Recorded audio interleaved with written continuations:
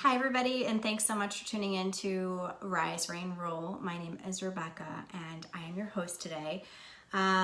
This is a very raw and real post, and I hope that it brings some clarity around the complete transparency of what I really envision the rain portion of Rise, Rain, Rule to be.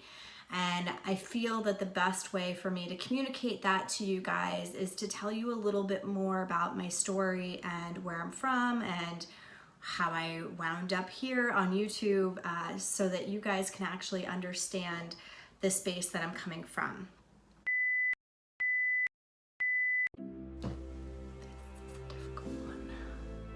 So, first of all, I'm going to go back in time by about 7.5 years when I was married and I was very vivaciously studying for my MCATs. I took my MCATs. I was so excited to get into med school, and I had this feeling, and I felt like I was crazy actually, where my husband was not being faithful, and I started to really obsess over this, and I then eventually found out that he wasn't, and I walked in on him with my best friend actually. And at the time I had just applied to med school. I had $21 in my bank account, and we had accounts mainly in his name, and I didn't know anything about money. I didn't know where I was going to go. I had no place to go. My parents had, at that time, long story, disowned me. So I was literally alone with $21 in my bank account. I packed up my car and I left. The only thing that I knew was that I couldn't stay there anymore. And when you not only lose your husband, but you also lose your best friend, there comes a point where you're like, I can't do this, you know? On top of which, actually on my way to my grandfather's place, I was speeding, as you might imagine. I was pretty upset. And I was speeding and I got pulled over, and I remember begging this officer not to give me a ticket because it just didn't have the money to pay it. And of course he gave me the ticket. So it was really like negative $60 in the bank account at this point. I was sleeping in my car. My grandfather had this abandoned property. He, at the time, was in an assisted living facility. And I actually would sleep outside of his place and just say that I was like watching over it. And I was homeless. I had no place to go. I had clothes in my truck. I had a phone that worked because my soon-to-be ex-husband was still paying for it at the time. And I remember it storming one night so badly that I got so afraid of being in my car that I ended up breaking into my grandfather's condo. Now, my grandfather's condo had been abandoned for years, and it was dusty and gross and nasty, but it was so much better than my car at the time. There was hot water and there was canned food, and I remember breaking into the canned food like I was ravenous and I was so hungry, and it was expired, and I didn't even care. And I remember laying on the ground crying because I just didn't have a place to go, and I didn't know what my next step should be. And I should all over myself, right? Because I was like, I'm smart, I know that I'm smart, but I'm not smart with money, and I shouldn't have let this happen to me, and this shouldn't have happened to me at all. And at the time, when you applied to med school, you had to wait a complete year to actually find out if you had gotten in. So I knew I had to wait. There was time that I had to let go past. And I remember laying on the ground of my grandfather's condo. This rain was pouring down, and I Googled reasons to carry on. And this large banana hand man popped up on my screen. And it was the most extraordinary story of survival from another homeless person who's now a multi-billionaire. Many of you probably know who I'm talking about. And I got up off the ground. I took a shower. Remember, it was the first shower in a while. It was gross. And I decided to confess to my grandfather that I had screwed up. And my grandfather was like my dad. He had guided me through my life in so many different ways. I had an abusive real dad, and I remember my grandfather just being there, being such a stable source for me. The one thing that he would always say is never let anybody take control of your money. And I felt like I had just completely failed. Fast forward, me telling my grandfather gave me $20 to go buy a pair of pants and go on some interviews. And he told me this very, very wise thing. And he said, you know, kid, we're not above anything. We've worked through it all. But McDonald's is always hiring. And if that's the place you gotta start, that's the place you have to start. So I remember going to TJ Maxx and trying to find a pair of pants for like $5, just so that I could have a little bit of extra to eat.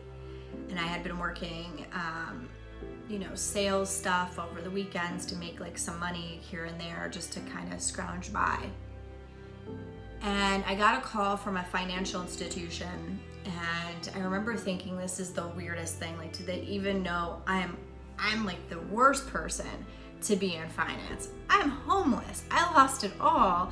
I have no place to live, and if it wouldn't be for my grandfather right now, there's no way that I would even be surviving, or that man on YouTube actually. And I had interviewed a couple different places, and sure enough got this insurance gig, and it began. And I started the financial career. I started to build my brick and mortar place, right? And I started breaking all these records, one by one. And I just wouldn't give up. And in bore Financial Fashionista. And for those of you guys who knows me, Financial Fashionista was this personality of sorts of myself where I could just be, this person of, hi, super excitable, but it wasn't real. And behind the curtain, I was really struggling with balancing my alpha and my femme in so many different ways. And to me, to reign, to this whole platform of Rise, Reign, Rule is to actually guide you to be raw and real, to be able to influence, to be able to impact, to be able to enrich people from your heart of hearts. And I feel like if you want to live a life that impacts people to do their best, and you want to live a life that is inspiring other people to do what you do, you have to truly be completely transparent. And guys, I'm not perfect. I'm not saying that I'm perfect. I am also not striving to be perfect. But I do think that expansion is an everyday occurrence, and victory is right around the corner at all times. And I feel like if this channel influences or inspires one person, then that's worth it. But I felt the need to be able to say, hey, you know what? You don't know anything about money, it's okay. Hey, you know what? Don't know anything about business, it's okay. There's a voice on here that understands it, and I want to be able to teach you all how to start from the ground up and start to have those victorious moments of joy, because you deserve it. And they always say like, oh, the story that you experienced, that's what defines you. It's a part of you. Sure. But the story that you're making is actually so much more. And it's the thing that, in order to be able to reign and to be able to rise in a way where I now attracted this amazing man gonna get choked up, who is the most incredible being, an embodiment of a king, even though I sound totally corny, but it is. And how I got to that point wasn't from the same Rebecca that was 7.5 years ago, crying that her husband was cheating on her with her best friend. Wasn't the same person. It was the evolution of who I am today and who I continue to rise to be that has gotten me to the space that I am. And it's the balance of that alpha and that femme, and it's the balance of the masculinity and the femininity. And it wasn't easy, and it's never meant to be easy, but I think that in this journey together, if I am able to impact, like I said, one person, it's completely worth it. And there's more to that story, obviously, but there's more to my story of, I mean, you name it, I've been there.